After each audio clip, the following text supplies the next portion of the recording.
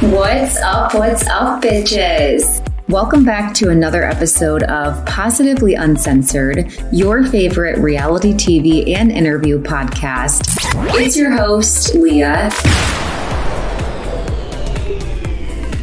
Welcome back to another episode of Positively Uncensored. Today, we are getting into the latest episode of Tell Me Lies. If you're not caught up, stop, come back, make sure you get caught up.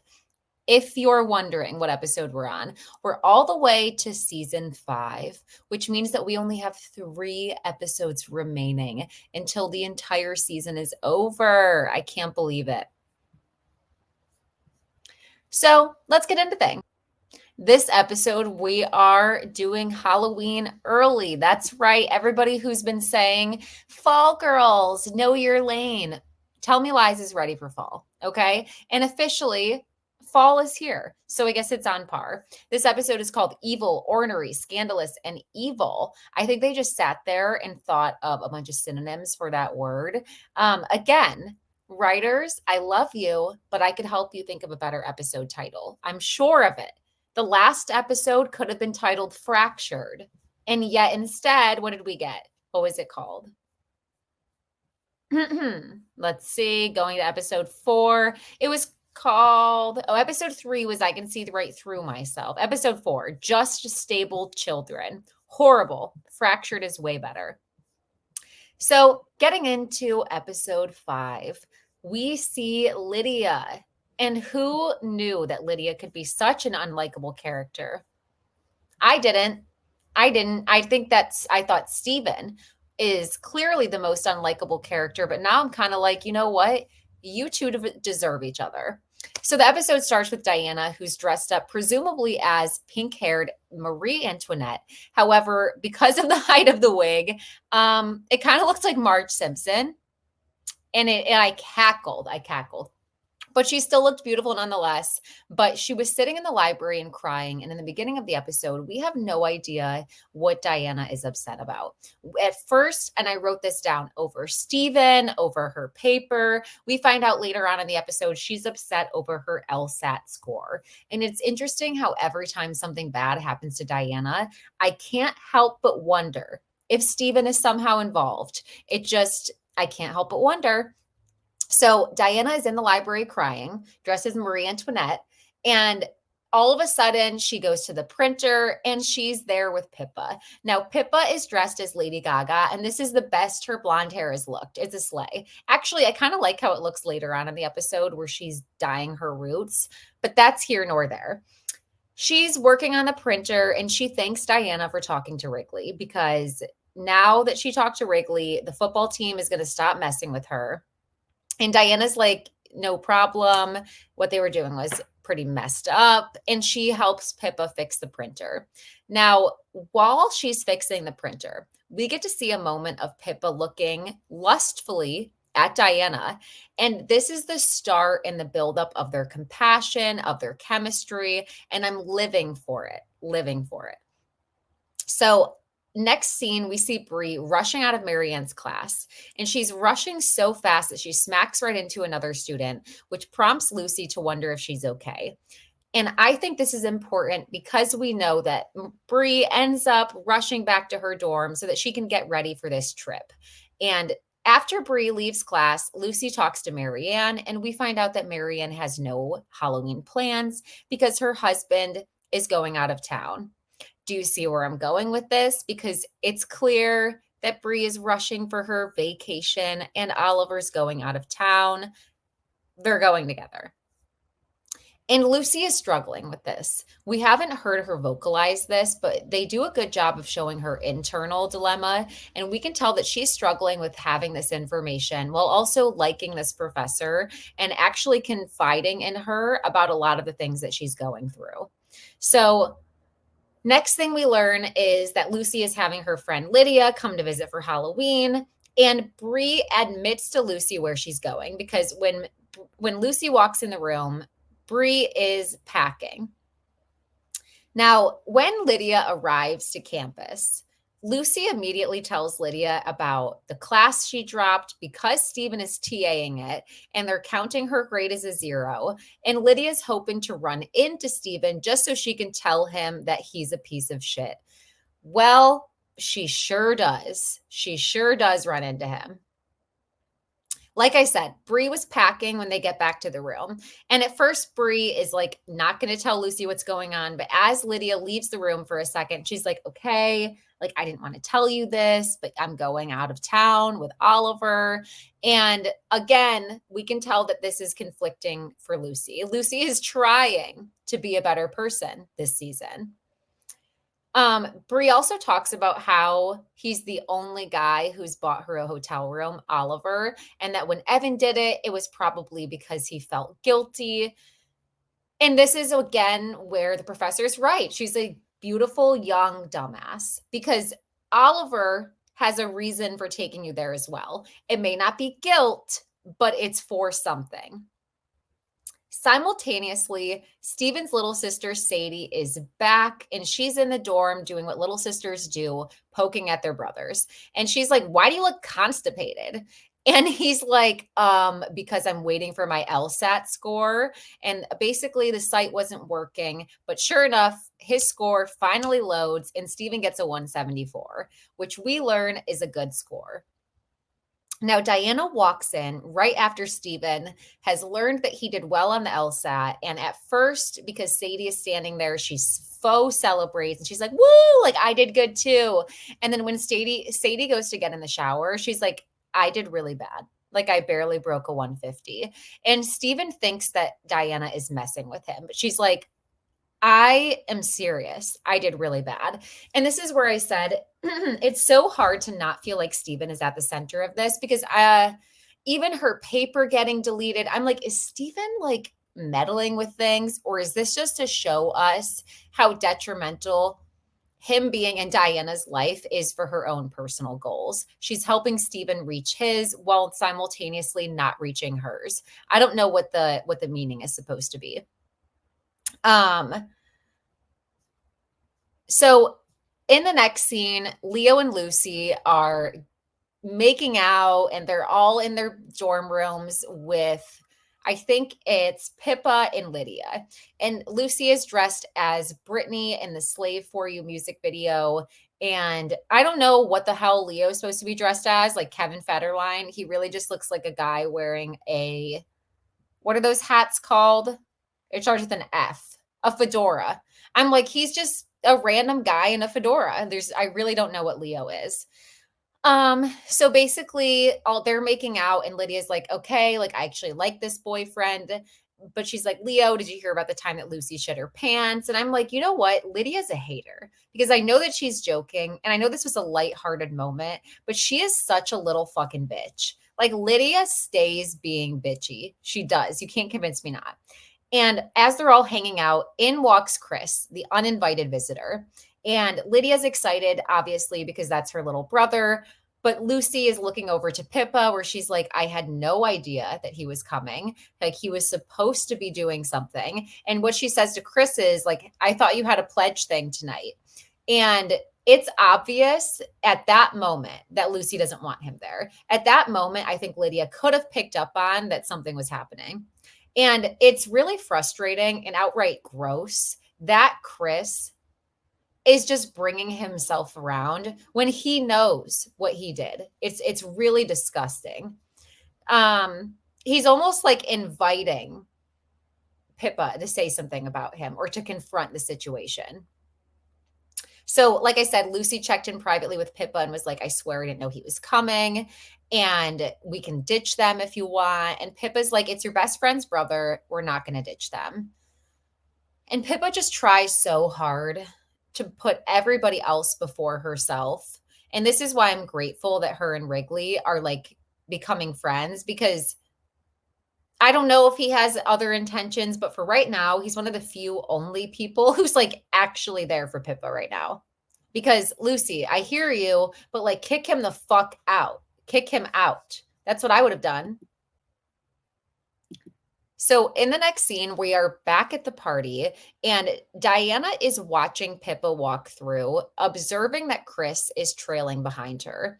And I wrote in my notes that I hope that she goes in and checks in on Pippa. And sure enough, she does in a later scene. Now, Pippa, Lydia, Lucy, and Chris are all standing around doing some sort of cheers. And Pippa does not drink the drink that Chris has poured for her. And Lydia notices this and asks, like, are you not drinking? Are you not in the mood to drink? And basically taunts Pippa for not being a good time. This stuff happens all the time, not only for college, 20 somethings, teens, this happens all the time. And Lucy's like, I don't think anybody should be peer pressuring Pippa into drinking. Again, Lucy is, let me give her credit where credit's due. She's trying not to be such a bad friend this season. Now, we see Bri and Oliver get into a spat at their bar, and he finds out that Lucy knows Bri's whereabouts. And this is upsetting to him because he's basically like, do you know what I'm risking? Like if I can't trust you, it's like, well, no, are you really the best person to give advice on trust? You're cheating on your wife with a student right now. Are you really going to lecture me on trust? And this is where I think that his grooming, it like this series does a good job of taking things that we try to romanticize, but it's so like under the rug just how evil it is because he's grooming her. He's grooming her. And he clearly doesn't care about her safety because, like, where is she supposed to tell her friends that she's at? It's so annoying. And it's like, you know what? Good thing this happened in 2015 because Oliver would lose his shit over Find My Friends. You know who would love it though? His wife. That's right. That's right. His wife would love it. So Oliver questions Bri about Lucy and her solidness. And Bri's like, what? And he's like, you know, is she trustworthy? And he's like, she's in Marianne's class. I don't know if we can trust her. And then out of nowhere, Oliver abruptly interrupts and he's like, Chuck, please. And he asks for the check.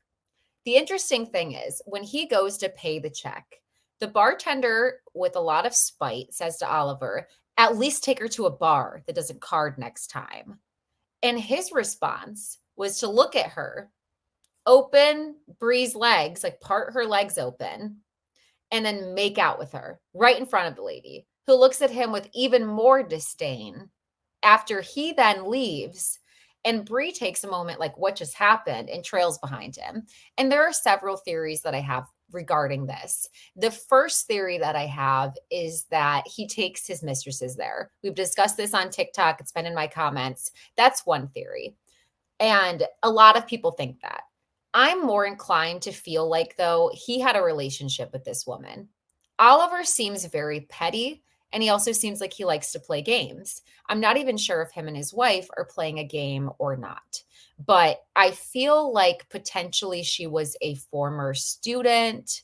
He had maybe his ex-wife, because Bri tries to ask about his ex-wife in the sit down as well, and he gives her no details. So I don't know what was happening, but the thing that made me think that it wasn't just as simple as bringing his mistresses there is the fact that he made out with her. And it's like, if I were to think about his other mistresses he's had, Oliver seems to me like a habitual cheater who likes what he likes. And I think he likes college age girls. I think he's gross like that. He likes the power imbalance and all of the control that he has over their time and really just even their personality because he's constantly trying to change something about Bri. So I would assume that his prior mistresses were also underage. So I feel like that was more of a quip at him because maybe she was older or she was in a similar situation, but I feel like that was very personal. In the next scene, Lydia spots Stephen and she walks up to him and she's like, oh my God, I'm starstruck. So like I said, up walks Lucy and Lydia, and Lydia I'm sorry, Lydia's talking first. I don't know what Lydia is supposed to be dressed as, by the way. I know that I know that Lucy is Brittany, but I think Lydia was supposed to be like hot Morticia Adams. Anyways, she walks up to Steven. She's like, oh my God, I'm so starstruck. For a psychopath who terrorizes girls, I expected you to be a lot hotter. And really, you just look like a thumb. Which is hilarious because that is in fact an insult that we have been saying at home about Steven. And he kind of does look like a thumb. They make him look like a thumb in this series, at least. A thumb who does something for me. And this scares me because Sadie is standing nearby, and so is Diana. And Sadie asks Steven, what did you do? And I'm like, oh my God, Lydia, you just started a war. You have no idea the type of war that you just started. Now, like I said, I was hoping that Diana was going to go and check in on Pippa during this episode. And she does. And she goes up and she's like, hey, I saw another Lady Gaga over there. Should I take her out? And this was hilarious. Like I said, we're seeing the building chemistry between the two of them. And Pippa's response is, only if she's hotter than me. Oh, Pippa, you shoot your shot, Pippa. I just love her. I love her. And if you're loving this episode, then remember to like, comment, subscribe, all of the things. So Diana opens up Pippa's beer for her. And this is important just because it's clear that Pippa is no longer drinking alcohol that's provided at these parties. So she's like, if I can't open it myself or someone I can't like see and trust open it right in front of me, I'm not drinking it. And the next scene, we see Sadie ask Steven and Evan to take her back to the dorm because she needs to get a pair of sneakers. And this is another moment where we are reminded that Sadie is one of the few people that Steven has compassion for without needing something in return from her. Although I want to challenge that just a little, and I'll get to that when we get to that point later in the episode. This is a good time to remind everybody that I did do an episode with Elena Hester, who plays Sadie. At the end of season 1, she will be returning back on my podcast to talk about season 2. And if you haven't listened to that episode already, you should go do that. So Evan and Steven are going to go and take his little sister to go look for her shoes. And I think that Evan was trying to avoid Molly, his not girlfriend. I think that that's what was happening because there was also a scene where Sadie is like, who's Evan making out with? Is that your girlfriend? And as Molly walks away, he's like, no, we're not dating. And Diana's offended because that's her friend. And she's like, does she know that? You make her breakfast every time she sleeps over. You're kind of giving boyfriend, but okay. So Evan's hiding from Molly, which puts him helping Steven take Sadie back home. But really, he wanted to get the H out of there because he's thinking about Bri. Now, while I was talking about how Sadie brings out Steven's sincere side, he's talking about how proud he is of Sadie for turning out growing up well. And this is where Evan says, I always said the same thing about Bri, and that's why I wanted to make that connection. Now, in the next scene, Wrigley and Pippa have left the party. Like pretty much after Pippa talks to Diana and then Diana leaves, Pippa's like, all right, I don't really need to be here to hang out with Lucy and her best friend whose little brother assaulted me. So I'm out. So she leaves, asks Wrigley if he wants to get out of there, and he leaves. This is a lot of progress because Wrigley went from thinking that Pippa destroyed his little brother's life to now being friends with her again and slowly realizing that Steven is a horrible and toxic misogynist and just a dangerous person. In their dorm room, they have another moment that I just really enjoy. It's not sexual. It's just pure. And he's like, pretty much nothing is making me happy anymore. I don't know what to do about Drew. Steven said I should just wait for him to reach out. And Pippa is like, that is horrible advice. If you want to talk to your brother, you can talk to your brother. And after this conversation, we see Wrigley finally learn that Pippa was trying her absolute hardest to be a cool, nonchalant, low maintenance girlfriend for him. And while doing that, she suppressed a lot of who she is and the things that she likes. And this conversation starts when he realizes, like, okay, well, I'll just eat all the pink starbursts because you hate those. And she's like, I never hated pink starbursts, but I saw how much you loved them. So I just wanted to give them all to you. And Wrigley's like, well, that changes now. You could have always had the pink starbursts. I love Wrigley. I love Wrigley. I love Wrigley. And she's like, okay, well, if you want to know and he's like, well, tell me more. Like, what other things did you have to fake? And she's like, don't like football. She said a lot of other things, but then the biggest kicker was that she fakes her orgasms. And Wrigley's response to this was, how many? And she's like, all of them. Hilarious. Absolutely hilarious. So like I said, a pure moment, non-sexual. And then she asks Wrigley if he'll stay the night because she hasn't been sleeping and she just hasn't been sleeping well. He's like, I'll stay the night. And he's like, your life's falling apart without me, though. Just want to point that out. You're not sleeping. You're not getting laid. What have you been doing? In the next scene, Sadie is back at the party. She's got her sneakers and I'm ready to start trouble. Just kidding. She's got her sneakers though. And she walks up to Lydia and Lucy and she's like, I'm not trying to start anything, but my brother is a good person. He's a good person, Savannah. And your brother's not a good person. Your brother's not a good person. Okay. So Sadie's like, listen, just because you were stalking him, Lucy, that's kind of scary behavior. And Lucy's like, wait, hold up. Wait, no, I was not. She's like, that's actually crazy that you've heard that. So let's dispel a lot of this. And I want to point out, Lucy didn't want the smoke. She didn't want this to happen. In fact, she told Lydia, I know they're trying to protect me, but drop the Stephen thing. I'm not trying to make this a thing. And she knew it'd be made a thing because fucking fast forward 8 years, it was made such a thing. Stephen plays the long game and now he's fiancéed, engaged to Lydia. So yeah, Lucy knew that this is going to be the chip that starts shit to fall.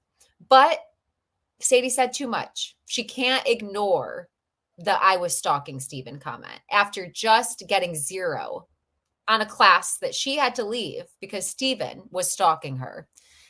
So she's like, Oh, and Sadie's like, and also I've only heard of you one time. I don't even know who you are. And Lucy's like, it's horrible that you've only heard of me once because me and your brother dated an entire year. And he treated me like shit the entire time. And one day, you will wake up and see him for who he is. And unfortunately, that's going to be a bad day for you. And Diana walks up in the middle of this. She's like, what's wrong with you? Let me take her out of here. Stop it. And I'm like, Diana, don't lose the plot because yes, that was a lot, but Sydney or whatever, Sadie needs to hear this. Okay. Lydia is not a nice girl. Lydia was pushing Lucy and she has no concept of what Lucy is dealing with Stephen. So, like I said, Wrigley sleeps over Pippa's. And then in the next scene, Lydia, and we have to do a trigger warning because I am going to be discussing a scene that involves discussions of SA. Please prioritize your mental health and stop listening or fast forward about 5 minutes if this is going to trigger you. Now, Lydia was getting off the phone with someone in Lucy's dorm room. And as Lucy walks in, Lydia's like, blah, blah, blah. Like, I know, like, okay, I can't believe this is happening. And it's like, okay, what's happening? And then she turns her laptop around and shows Lucy the screen. And she's like, do you know this girl? And it was the girl who we saw earlier in the season write the parakeet essay.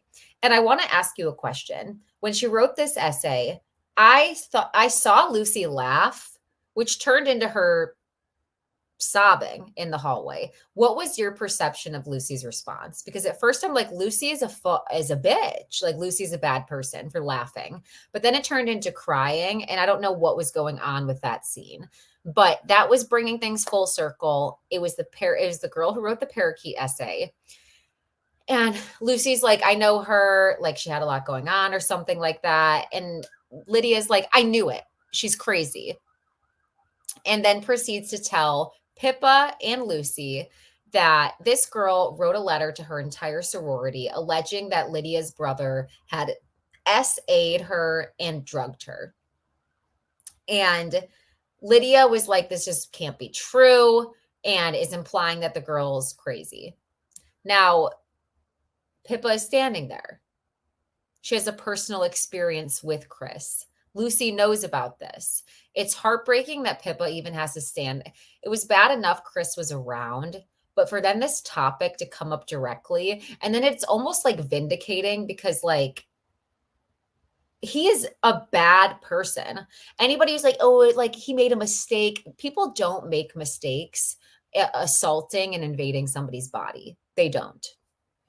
So Pippa ends up leaving the room, and Lucy was defending the girl who wrote the email the entire time. And she's like, we weren't there. I know that's not what you want to hear, Lydia, but we weren't there and we don't know what your brother did. And Lydia's like, well, this is not what I want to hear. And you're freaking me out. So I'm going to go get a coffee and I'm going to come back. And it's like, she's freaking you out. Your brother should be freaking you out. Your brother should be freaking you out. And we see Diana and Stephen having a conversation. They're talking about her LSAT score and what she's going to do. And she's like, my dad, I think he wants me to learn a lesson. I'm not going to take the LSAT again until next year, because I guess you can retake it pretty quickly after. But her dad's like, no, you're going to wait the year. And she tells Stephen, I hope my dad doesn't punish you or anything, like take this out on you going to Yale. We were kind of a package deal, unless you want to wait for me. And I'm like, ooh, I love it, Diana. Take back your power, because fuck getting him into Yale. You're not even going to be there. Meh, what? So you could find another freshman? Bye, Stephen. It comes with stipulations. Always remember that. When someone's doing you a favor, it comes with a stipulation, Stephen. Don't know who you think you are. And while all of this is happening, Diana gets the email that Lydia was talking about. Now, Wrigley comes home right after Diana got this email that she does not read aloud to Stephen. And she asks, and he's like, where were you? And he was like, I stayed the night at Pippa's. And he was like, why would you want to stay the night with a girl who ruined your brother's life? And he's more upset about this than Wrigley, which upsets Wrigley, because he's like, if I don't care, why would you? And he's like, well, I'm just looking out for you. And Wrigley's like, exactly. He's getting tired of Stephen's shit. Sadie lets it slip, and she tells Stephen, and it's clear that Diana didn't. I guess Diana was going to try to protect Lucy. She's like, that Lucy girl you were talking about? You were right. She's nuts. She came up to me at the party last night, and Stephen's little beady eyes are instantly locked on, and he's like, what did she say? What did she say to you? And she's like, basically like, well, she basically said you're a liar, a manipulator, crazy. And Diana's like, I pulled her away from the situation, because she knows Stephen would be mad at her for that, for fucking sure. But Sadie doesn't know how mad Stephen's going to get. So in the next scene, Lucy's in her bedroom and getting phone call after phone call from Stephen, to which she eventually just puts her phone away in the drawer. And Stephen is like, you know what? I can't get a phone call back from Lucy. But who do I see? Lydia, carrying 2 coffees. And he stops her and he's like, oh, hey, I know you. You're Lucy's best friend, but, she just never mentioned how hot you are. And then he basically is like, And she was like, yeah, like me and Lucy, blah, blah, blah. And she's like, yeah, I'm sure you've heard all this crazy stuff about me. That's what Lucy does. She flips things. And in Lydia's mind, who's like, why didn't Lucy just give my brother the benefit of the doubt? She's already listening. And then Stephen recites back a lot of facts about Lydia. Your biggest goal is to stay under 110 pounds. You think you're a rebel, but you're a total conformist. You're going to end up just like your mom. And I don't know your mom, but I'm assuming that's a bad thing. And she thinks you're jealous of her. But personally, I think that she's jealous because she mentioned how hot you were. And you lost your virginity at 14, which Lucy thinks is disgusting. Fuck Stephen. He gave all the details. I mean, girls, stop telling your boyfriend stuff about your friends and your relationships. Don't get too comfortable. Don't do that. Don't do that. He got on her head in that one conversation because Lydia almost enjoyed that. Like, unfortunately, Lydia enjoyed that conversation. She's like, I'm hot. He thinks I'm hot. And she's going to be mad at Lucy as this progresses. And they may both be using each other to get back, but she'll never unpack the fact that Stephen is only using Lydia as a mechanism to get back at Lucy. It's just crazy.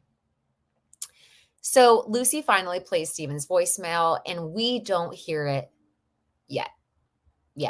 She plays his voicemail, and in walks Lydia. And Lucy's like, I'm so sorry. I'm so sorry. I should have like, I understand it's your brother. Like, I should have been more understanding. Like, I'm sorry. Like, and she's like, oh, okay. And she's like, I love you so much. I love you. And Lydia's like, do you love me? Because I just ran into Stephen and he said a bunch of shit that you've said about me. And unfortunately, Lucy says the same thing that Stephen said about her. He twists things. But fucking what? 15, 20 years of friendship they've had isn't enough. I'm guessing 15 years of friendship isn't enough for her to know. So Lydia claims that she believes Lucy and it's just been a weird weekend and she's going to get ready for the train. But it's clear her eyes are dead and cold. That friendship is over. Now, Lucy, after Lydia leaves, decides, you want to talk to my best friend? You're going to ruin my best friend's friendship with her after this many years?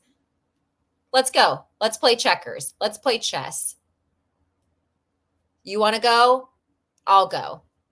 My move. And what does she do? She sends Sadie a message on Facebook. And we're like, what would she say to her? What would she say? Sadie opens it. And it's like, you little bitch. I don't even want you. I can't even say it because I'll get banned by YouTube.